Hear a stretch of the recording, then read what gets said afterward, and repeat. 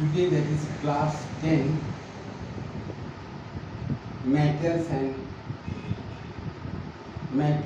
and non-metals. First, according to physical properties, metals are malleable.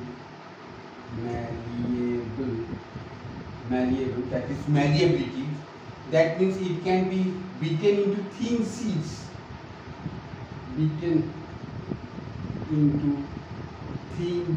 sheets. That is like in gold or silver. You have find that gold foils, silver foils, which are used in to wrap your sweets. So this can be beaten into thin sheets, malleability, which is called malleability. Second is your ductile. That means it can be drawn into wires.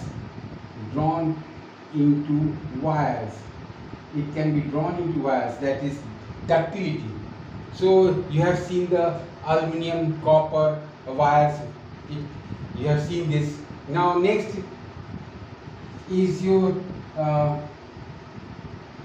lustrous. That means shining surface.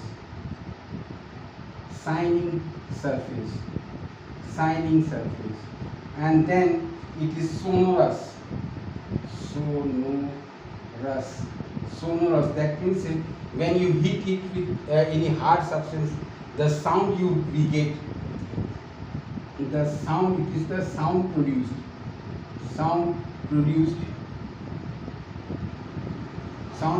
when hit by a hard substance.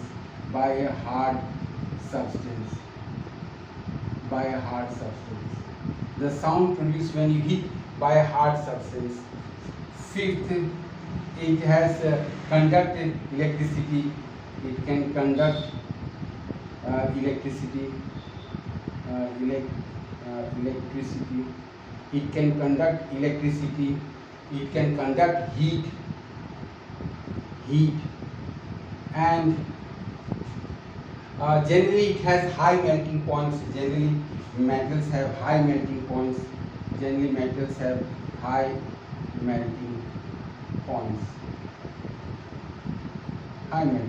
Generally metals have high melting points. But if we are going to differentiate metals and non-metals on the basis of this, some anomalies arises. The anomalies are that you see here, the anomalies which we get here, that is mercury, Hg. Mercury, it is metal. It is a metal, but it exists in liquid state. Now gallium, it has very low melting points. Gallium, it has low melting points. And then again iodine, it is a non-metal. It is a non-metal, but it is lustrous. Again carbon, it is a non-metal, but here your graphite, it can conduct electricity. It is a non-metal, but yet it can conduct electricity. Similarly, alkali metals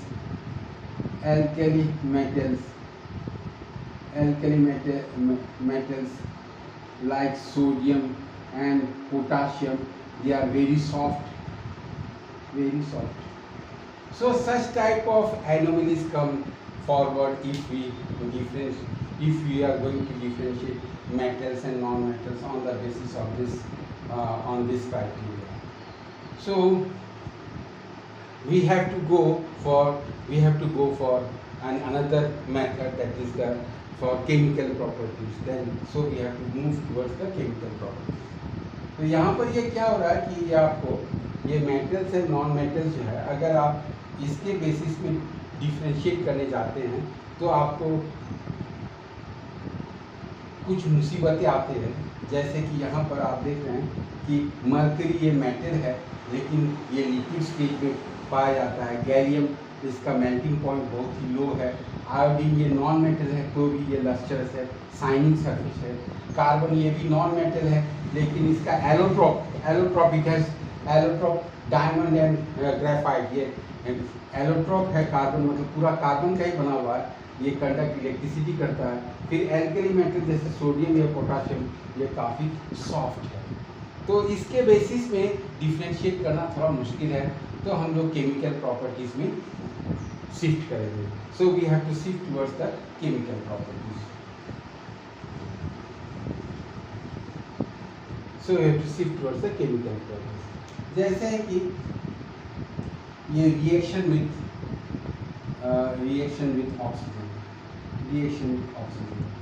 तो ये oxygen जैसे copper जो है, copper जब oxygen के साथ reaction form होता है तो कॉपर ऑक्साइड बनता है।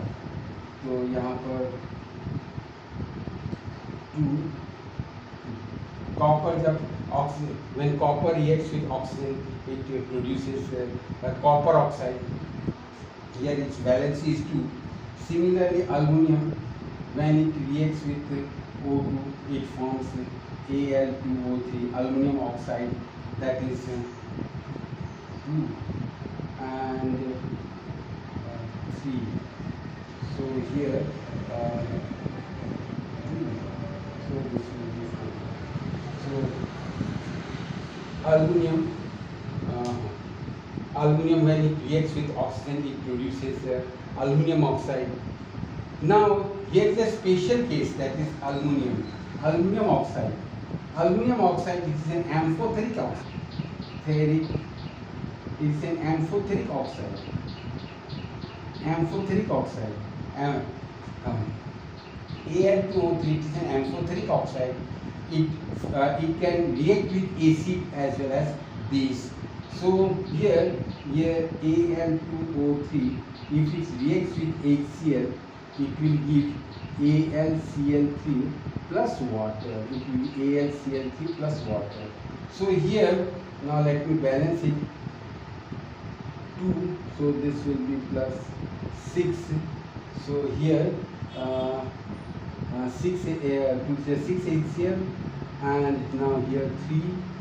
So 6 oxygen aluminum. So it is Al2O3, it is an amphoteric oxide because it reacts with both acid and base, and if it reacts with base Al2O3, that is NaOH, it will give NaAlO2 plus H2O. So oxygen 4, 4, so 2, so 4, 2 and hydrogen 4, where hydrogen the 4. So if you give 4 here, see oxygen 3 plus 3, 3 plus 1, 4, 2, 4 here. So aluminum 2, so this 2, so your oxygen will be 2, 2 is 4, 5, 6, 6. So here we are going to do 6, 6, not 6. Sodium 2, if you give here 2, so here this will be 5, but here oxygen is 6, 7, 8, 7, 8, 2 Al. So if you give here 2, so it will be 2 sodium, 2 aluminum, but 2 is 4, 5, 6 oxygen. Here it will be 6 oxygen. So let us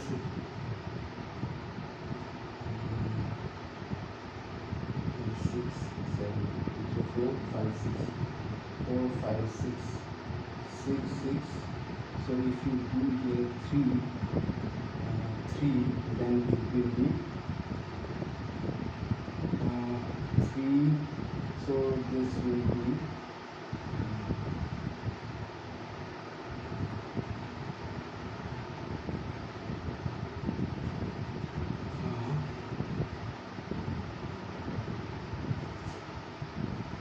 we have to balance it.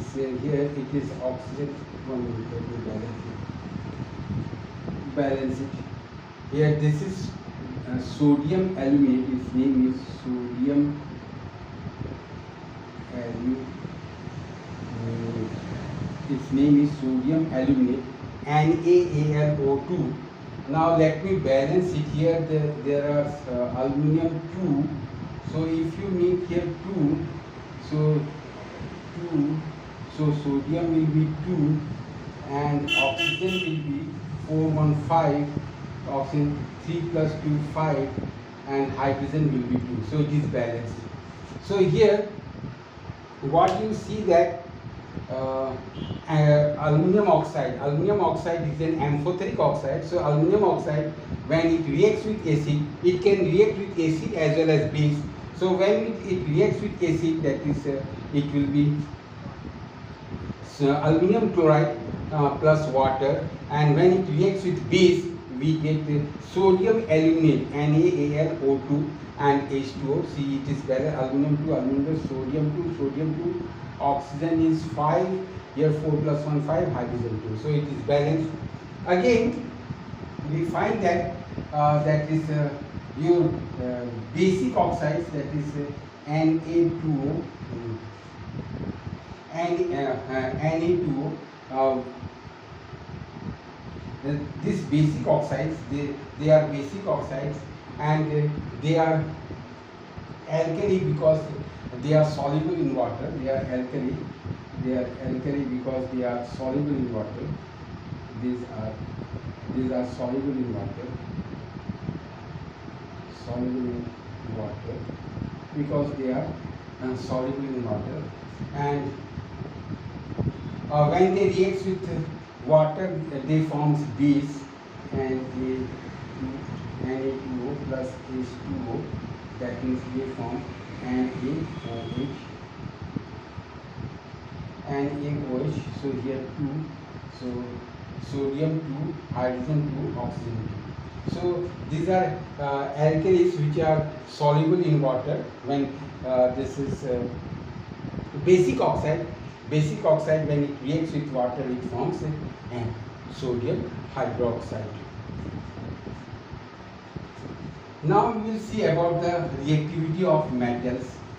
Now here we will see about the reactivity of metals.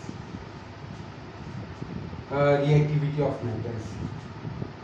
Reactivity of metals. Here sodium and potassium, they react vigorously with oxygen. They react vigorously with oxygen, and a large amount of heat is produced. They react vigorously with water, with oxygen. They react vigorously with oxygen. So sodium and potassium, they are kept immersed in kerosene. They are kept immersed in kerosene because they react vigorously. They react vigorously with oxygen. They react vigorously with oxygen, so they are kept immersed in kerosene. Again, like aluminum, it reacts with oxygen at ordinary temperature. At ordinary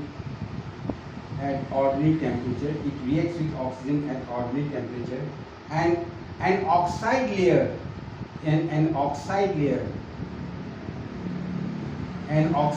is formed on the surface which prevents the inner layer. This oxide layer prevents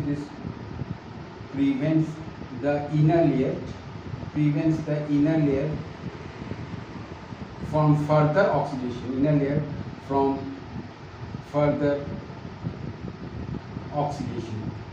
It prevents the inner layer from further oxidation. Aluminum, it reacts with oxygen at ordinary temperature and forms an oxide layer. and it prevents the inner layer from further oxidation. Again, if you sprinkle iron fillings, sprinkle iron fillings, if you sprinkle iron fillings on fire, it will burn vigorously. If you sprinkle iron fillings on fire, it will burn vigorously, and it will burn vigorously. Similarly, for copper, when it is heated, black layer, black layer of copper oxide is formed. Here copper is valency is 2.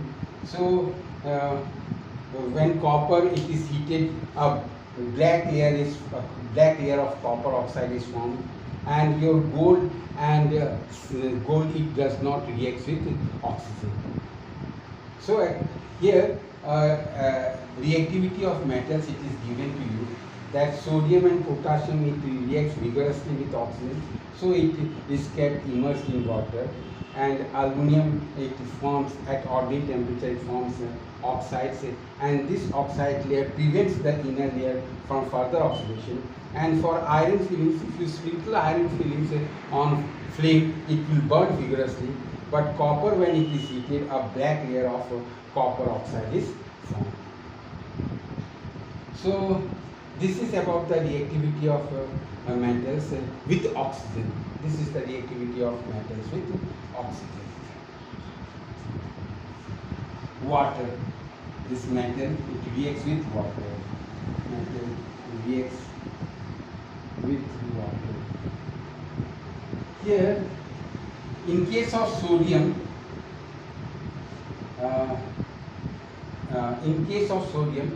it reacts violently with water. It reacts violently with water, and it is an exothermic reaction. Exothermic reaction. A huge amount of heat is produced, which burns the hydrogen gas. A huge amount of heat is produced, which burns the hydrogen gas. The H2 gas means H2 gas. It burns the hydrogen gas.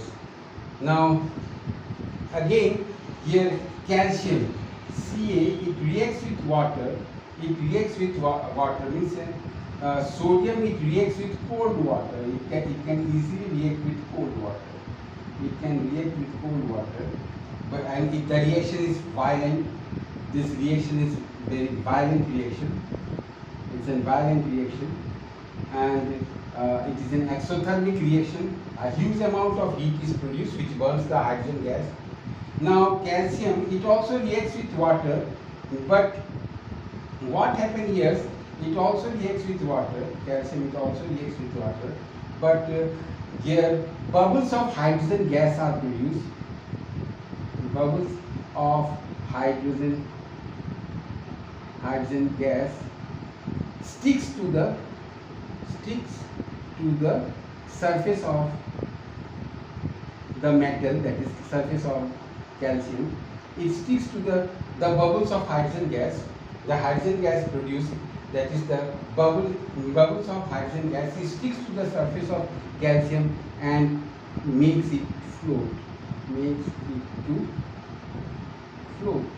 And it makes it to float. Now here aluminum, it also reacts with water, but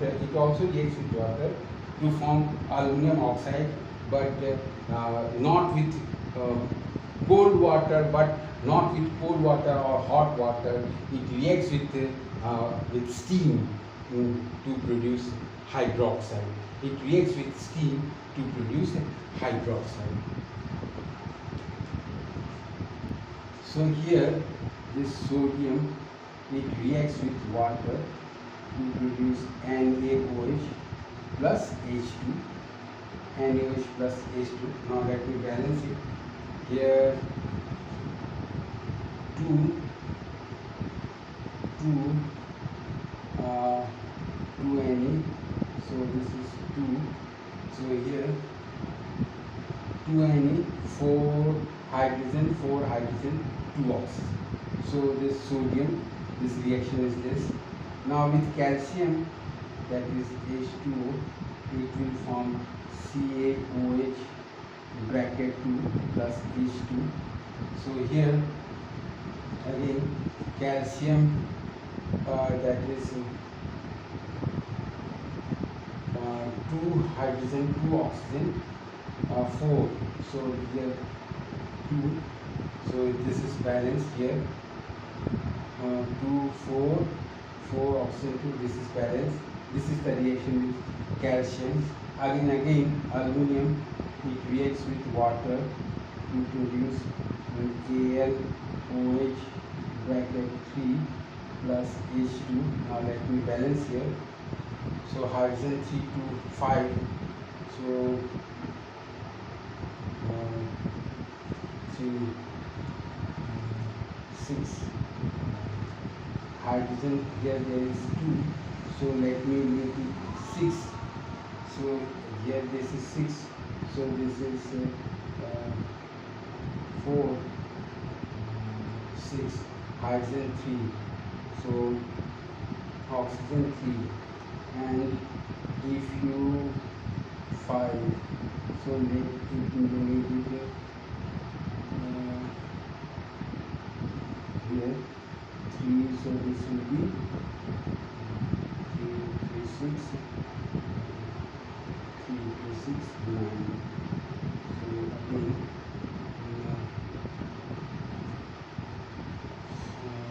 3 to the 6, and here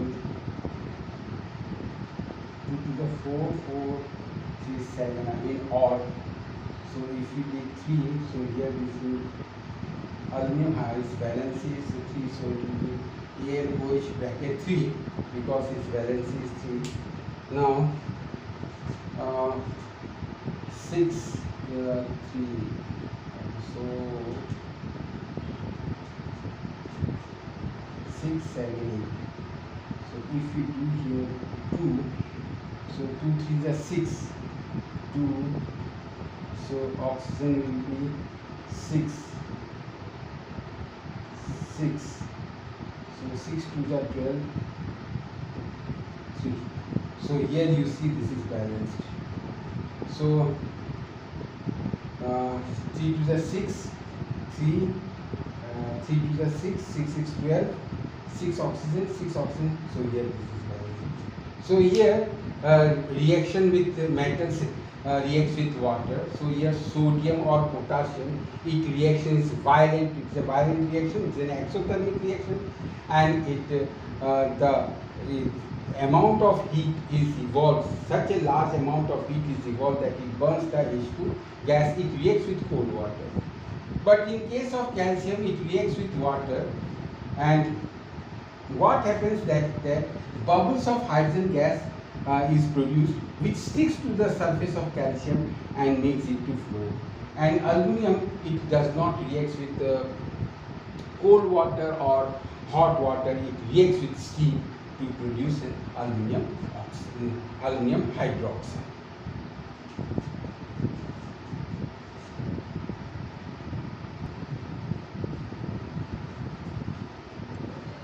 Here there is one more thing, that is aluminum oxide. Here this for in case of aluminum, in case of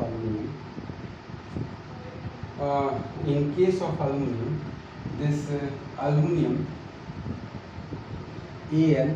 aluminum, it reacts with steam. It reacts with steam. That means aluminum here, it reacts with steam.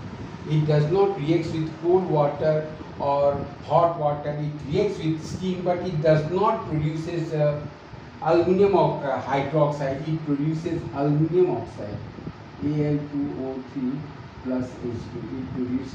It does not produce this. This is your wrong statement. Aluminum, it reacts with water that is steam. It reacts with water that is steam. and it produces not hydroxide, but it produces aluminum oxide. So let me balance it. That is 2 and oxygen 3, so 6, 3. So it reacts with steam. It reacts with steam, and it does not produces aluminum hydroxide. This was a mistake. It produces aluminum oxide. And copper, gold or silver, copper, gold and silver Ag, it does not react with water. It does not react with water. It does not react with water. So again, I am going to revise it. That is reactions of metal with water.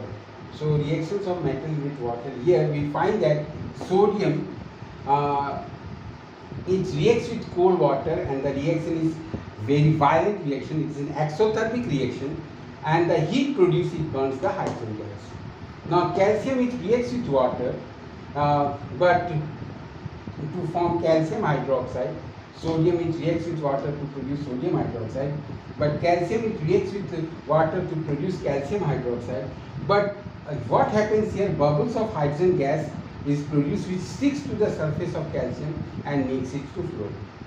And in case of aluminum, it does not react with cold or hot water. It reacts with steam to produce aluminum oxide. It does not produce aluminum hydroxide. This was the mistake I have done. It produces aluminum oxide, and metals like copper, aluminum and silver, it does not react with water. So earlier you read about metals reaction with oxygen. Now you have it has been told about you that metals reaction with water.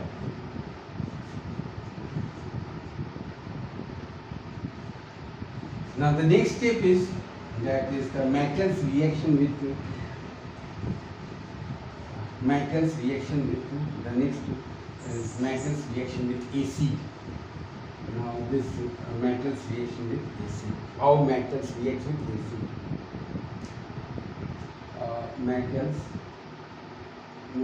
reaction with acid. Let us take an example. Any example, that is Na plus HCl. You will get NaCl plus H2. So that is 2 and 2, and this is 2. A simple example I have taken, sodium with reaction with metal, we get NaCl plus H2 gas. So here you see that we get metal with acid. It gives salt plus hydrogen gas. It gives metals plus acid, it gives salt plus hydrogen gas. But there is an important point here stated in your book. There is an important point that metals, when it reacts with nitric acid, metals when it reacts with nitric acid, it does not produces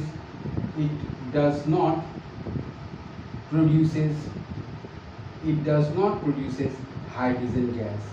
That is, metals when it reacts with HNO3, nitric acid, it does not produces hydrogen gas.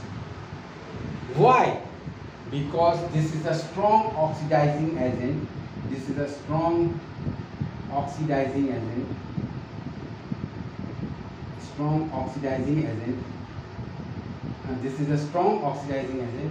It converts H2 to water,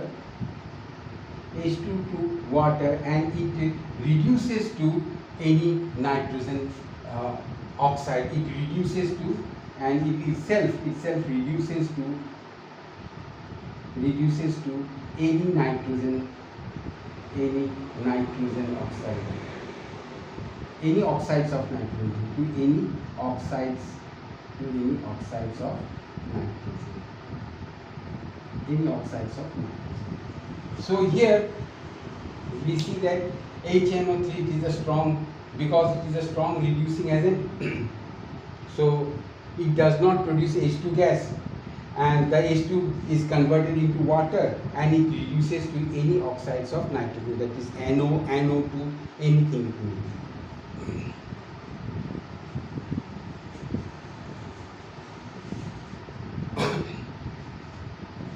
Now I am moving to the reactivity series. Moving to reactivity series. Reactivity series.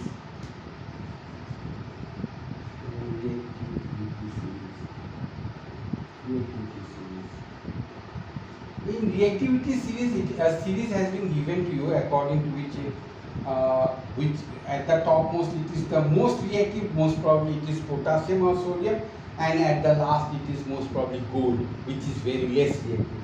But the most important point in this metal reactivity series, this is metal reactivity series.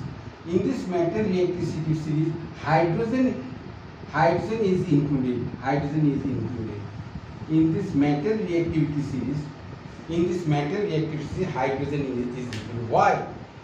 The most important point of hydrogen, it can form both minus and plus ion. It can form both minus and plus ion. So since it can form plus ion, it acts as a metal. So hydrogen has been kept in the metal reactivity series.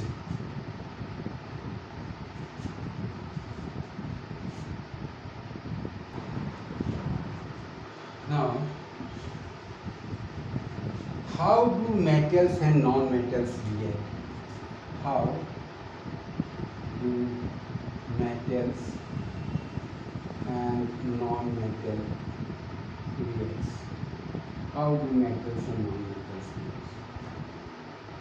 react? Let us take the example of sodium chloride, formation of sodium chloride.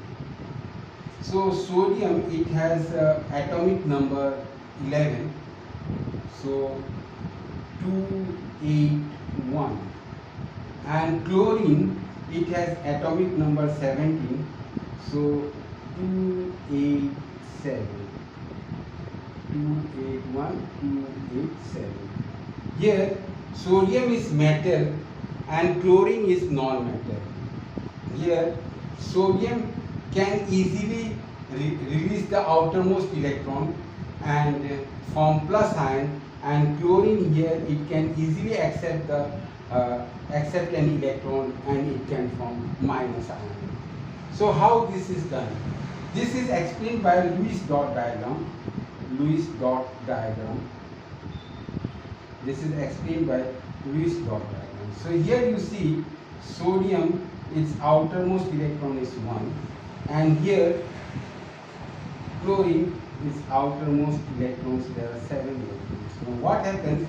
The sodium, it will donate this electron to chlorine and it will form Na plus, and Cl, it will accept the electron and it will form minus. So this is how NaCl molecule is formed. Such type of bond is called, compound is called electrovalent compound or ionic compound. Such types are called electrovalent compound or ionic compound. They are also called ionic compound. Ionic compound. So here, when sodium, it releases its outermost electron, it becomes a deficiency of 1 electron, so it becomes positive.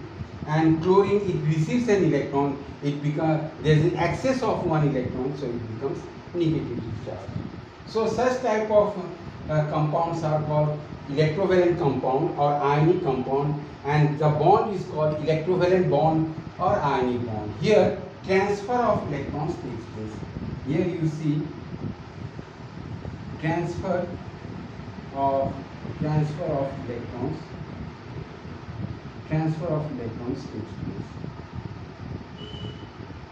Here you see that transfer of electrons takes place. Now there is another example is given in your book. that is of MgCl2. MgCl2. Here your Mg, magnesium, outermost it has 2 electrons. We require 2 chlorine, 1, 2, 3, 4, 5, 6, 7, Cl, 1, 2, 3, 4, 5, 6, 7. 1, it denotes 1 electron to this chlorine and it denotes 1 electron to this. So here in Mg, since it has given 2 electrons, so it becomes Mg2 plus, and your Cl 1, 2, 3, 4, 5, 6, 7, 8 minus Cl2. So here MgCl2. So this is an electrovalent compound. Here transfer of electrons takes place. So here there is a force of attraction, that is electrostatic force of attraction. Because of this electrostatic force of attraction, it has high melting point and high boiling point. It has high melting point and high boiling point because of this strong electrostatic force of attraction. And then it is soluble in water, but it is insoluble in alcohol. And again, it can conduct electricity. It can conduct electricity. Electrovalent compound, it can conduct electricity. In molten state. Electricity. It can conduct electricity in molten state. It can conduct electricity in molten state. Because in molten state, free movements of ions is possible. So it can conduct electricity in molten state. In solid state, it does not conduct any electricity.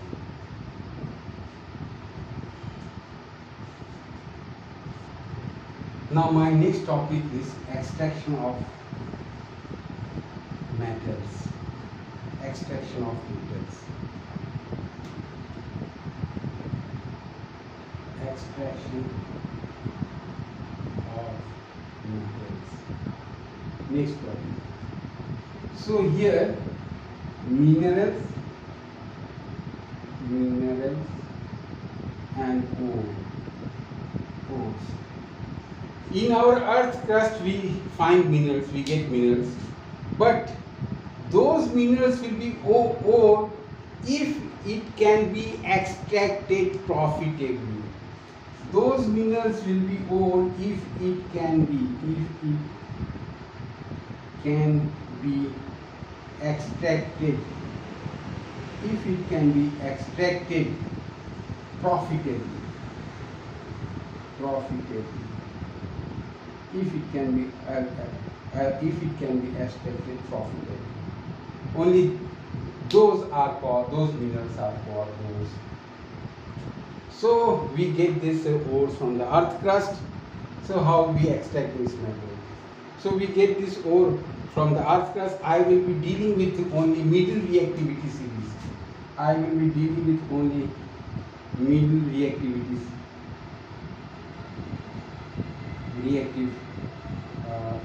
metals. Dealing with only middle reactive.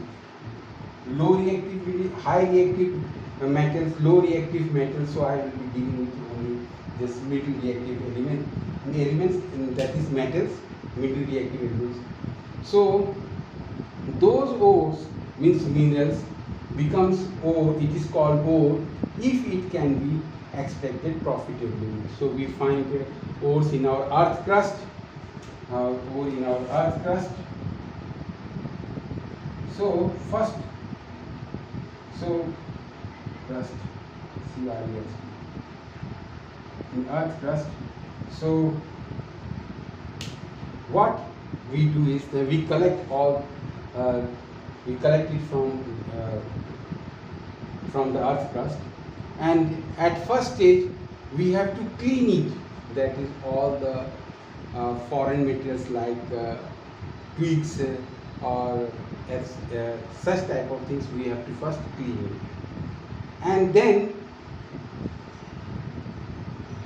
we will go for oxidation. in middle reactivity metals, that is two type of ores. One is carbonate ore, and other is the sulfide ore.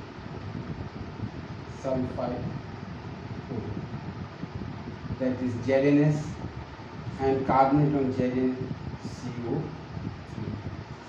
So one is the carbonate ore and another is the sulfide ore. So here in sulfide ore, it is oxidized, excess supply of air, excess supply of air, and here in limited supply of air. Here it is done in excess supply of air, that means zinc sulfide is converted into zinc oxide, and here also zinc carbonate is converted into zinc oxide. Now this process is called roasting. This process is called roasting, and this process is called calcination. This process is called calcination. So first objective is to convert it into oxides. So here sulfide ores, it is done in excess supply of air, that is called roasting, and in carbonate ore there is limited supply of air and zinc oxide is formed. Now when this zinc oxide is formed, we go for reduction.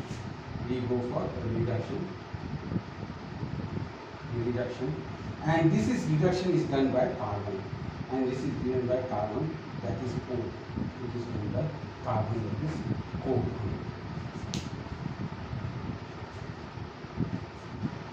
Sometimes this reduction is done by high reactive elements.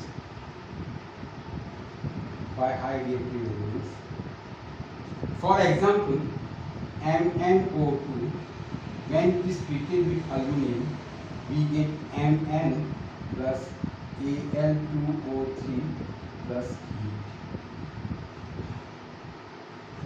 Sometimes this, instead of carbon reduction, it can be done by high reactive elements, that is MnO2, manganese oxide plus aluminum. It is more reactive than manganese, so it can replace its oxygen, and it forms Mn and Al2O3 plus heat. This is heat. A huge amount of heat is produced. Now let me balance it. So this will be 2, and here 3. So 3, that means we take 3. So this will be 2 plus, so aluminum it will be 4 aluminum, 6 oxygen, and 3 aluminum. So in the reduction we generally do by carbon reduction, that is coke, but instead of carbon we can use a high reactive elements, such as this is an example, that is manganese oxide plus aluminum, we get manganese. This is manganese oxide, it has been reduced to manganese, and aluminum it has been oxidized to Al2O3. Here you see manganese oxide, it is reduced to Mn, and aluminum it is oxidized to aluminum oxide, and huge amount of heat is produced, and this heat can be used for welding purpose. Now we go for this electrolytic refining of metals.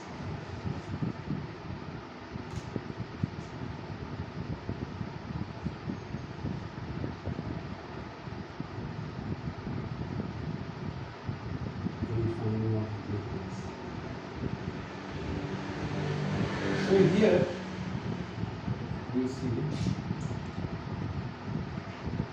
this is your impure copper, And here you see this is your pure copper,